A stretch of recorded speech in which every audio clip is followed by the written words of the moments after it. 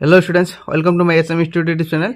तो आज भिडिओत मैं आलोचना करिम तुम्हालोकर एबार मेट्रिक परीक्षात तुम्हालोकर विज्ञान परीक्षात साइंस परीक्षात तुम्हालोकर कोनটো चित्र एबार आहिब पारे बा कोनটো चित्र आहिब।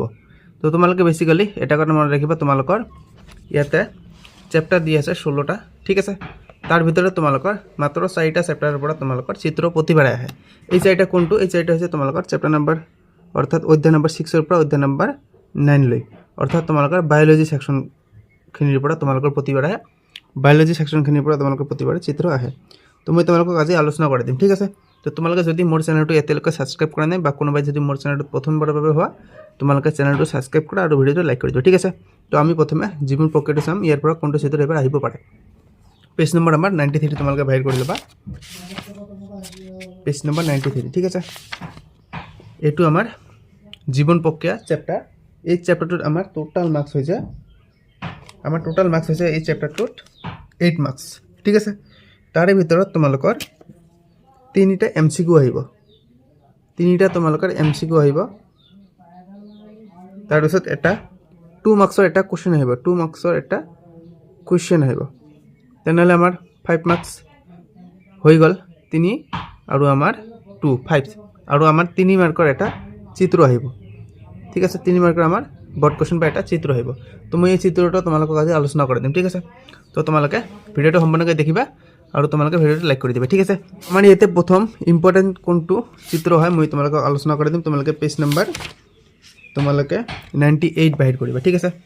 পেজ নম্বৰ 98 A2 এই চিত্ৰটো তোমালোকৰ এবাৰ আহিব পাৰে যে তোমালোকৰ ইয়াতে কোশ্চেন কোনটো হ'ব তোমালোকে ওপৰত চোৱা যে এমিবাই কিদৰে খাদ্য আহৰণ কৰে আৰু এমিবাৰ গঠন বৰ চিত্ৰ অঙ্কন কৰা ঠিক আছে। তোমালোকে এটো আঁকিব লাগিব। তোমালোকক মই আকৌ এবাৰ কৈছো কোশ্চেনটো কি তোমালোকে পঢ়িবা যে এমিবা কিদৰে খাদ্য আহৰণ কৰে আৰু এমিবাৰ গঠন বৰ চিত্ৰ অঙ্কন কৰা। তোমালোকে এটো কোশ্চেন আহিব, তোমালোকে ওপৰত চাই লোৱা ঠিক আছে।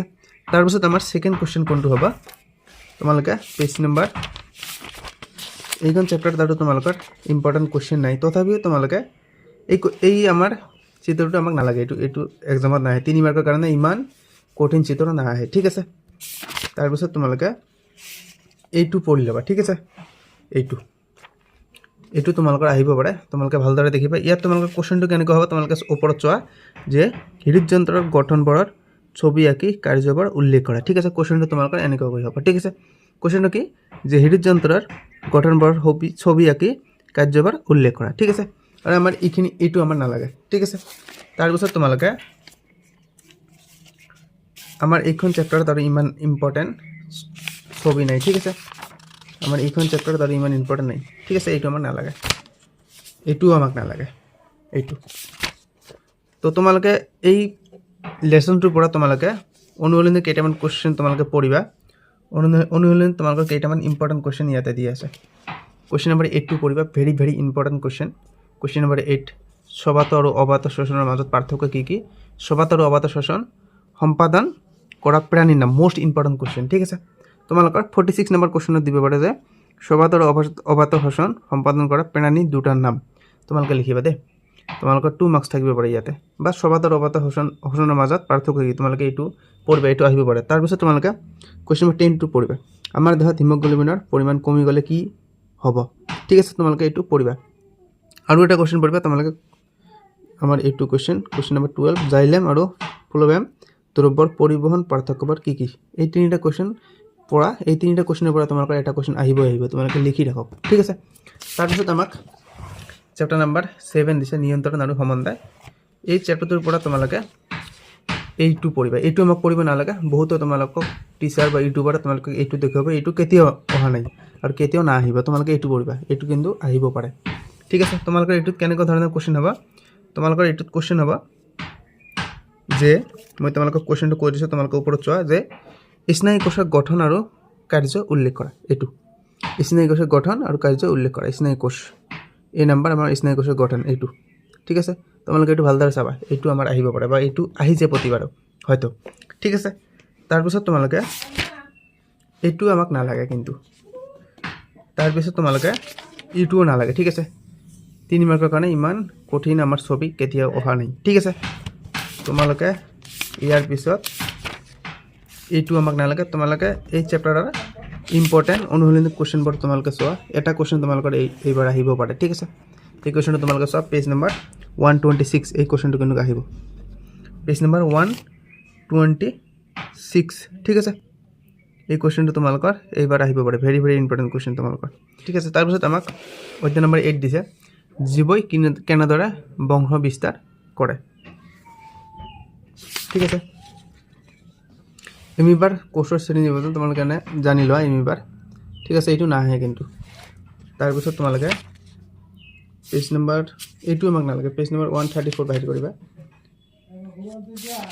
পেজ নম্বৰ 134 আমাৰ এই কোৱেশ্যনটো আহিব পাৰে এই কোৱেশ্যনটো ঠিক আছে এপাহি জবা ফুল অংকন কৰি তাৰ সকলো অংশবোৰ বৰ্ণনা কৰা মই তোমালোকক কোৱেশ্যনটো আকৌ এবাৰ কৈ দিছো তোমালোকে ওপৰত চোৱা যে এপাহি জবা ফুল অংকন কৰি তোমালোকে তাৰ অংশবোৰ বৰ্ণনা কৰা আৰু তোমালোকে অলপমান লিখি দিবা কোনটো হয় গৰ্ভদণ্ড গৰ্ভমুণ্ড গৰ্ভাশয় বেটুবাত কোনটো হয় তোমালোকে তাৰ বিষয়ে অলপ লিখি দিবা ঠিক আছে তোমালোকে ফুল মাৰ্কস পাব পাৰিবা আৰু তোমালোকে এইখিনি পঢ়িলে তোমালোকে ইয়াৰ বিষয়ে পাব পাৰিবা তাৰপিছত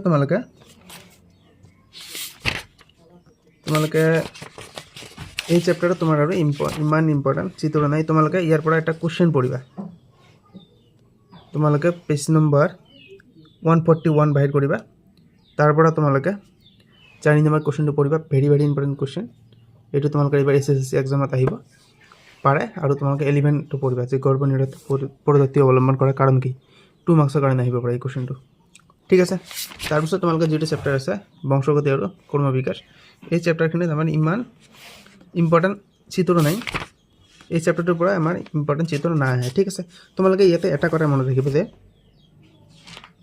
মানুহৰ লিংগ নিৰ্ধাৰণ তোমালোকে এটা কথা জানি লোৱা ইয়াতে আমাক ধৰি লোৱা x দি আছে তোমালোকে জানে এইটো আমাৰ ছোৱালী আৰু এইটো আমাৰ ল'ৰা x হয় ঠিক আছে এইটো আমাৰ গাৰ্লছ এইটো বয় ঠিক আছে তো তোমালোকে প্ৰথমে ইয়াৰ পৰা ছোৱালীৰ পৰা এটা আহিল আৰু ল'ৰাৰ পৰা এটা আহিল x তেনেহ'লে আমাৰ কি হ'ব ছোৱালী হ'ব ঠিক আছে আৰু আমাৰ ইয়াৰ পৰা এইটো আহিল আৰু ইয়াৰ পৰা এইটো আহিল y2 তেনেহ'লে আমাৰ কি হ'ল ল'ৰা হ'ল তোমালোকে এইটো জাস্ট জানি ৰাখিবা এইটো তোমালোকৰ লিংগ নিৰ্ধাৰণ ঠিক আছে এইটো জানি ৰাখিবা আৰু নাহে তোমালোকে তেনেকুৱা ধৰণৰ কোৱেশ্যন নাহে ইয়াৰ পৰা ভিতৰুৱা কোৱেশ্যন তোমালোকে ডাইৰেক্ট কোৱেশ্যন ইয়াৰ পৰা কেইটামান পঢ়িবা তোমালোকে পেজ নম্বৰ বাহিৰ কৰা শেষত একেবাৰে শেষত বাহিৰ কৰা তোমালোকে পেজ নম্বৰ 159 ইয়াৰ পৰা তোমালোকে কোৱেশ্যন নম্বৰ তোমালোকে ইয়াৰ পৰা কুৱেশ্যন নম্বৰ 11 টো চোৱা এইটো কেনেকৈ পিতৃপুৰুষ আৰু মাতৃপুৰুষৰ সমান জিনীয় অৱদান অপত্যজনলৈ স্থানান্তৰিত হয় এই কুৱেশ্যনটো কিন্তু এইবাৰ আহিব পাৰে এই কুৱেশ্যনটো তোমালোকে চাবা আৰু তোমালোকৰ এমচিকিউ কুৱেশ্যন কেইটা চাবা ইয়াৰ পৰা তোমালোকৰ 100% কমন কুৱেশ্যন পৰিব এমচিকিউ কুৱেশ্যনবোৰ ইয়াৰ পৰা ডাইৰেক্ট কমন তুলি দিয়ে তোমালোকে এইবাৰ চাবা ঠিক আছে তো আমাৰ ভিডিঅ' আজি এইখিনিয়ে আৰু এইটো আমাৰ শেষৰ ফিজিক্সৰ চেপ্টাৰ হয় পোহৰ প্ৰতিফলন আৰু প্ৰতিসৰণ এইটো আমাৰ আজি নহয় পিছত আমি আলোচনা কৰি দিম তো ভিডিঅ' আমাৰ আজি এইখিনি ঠিক আছে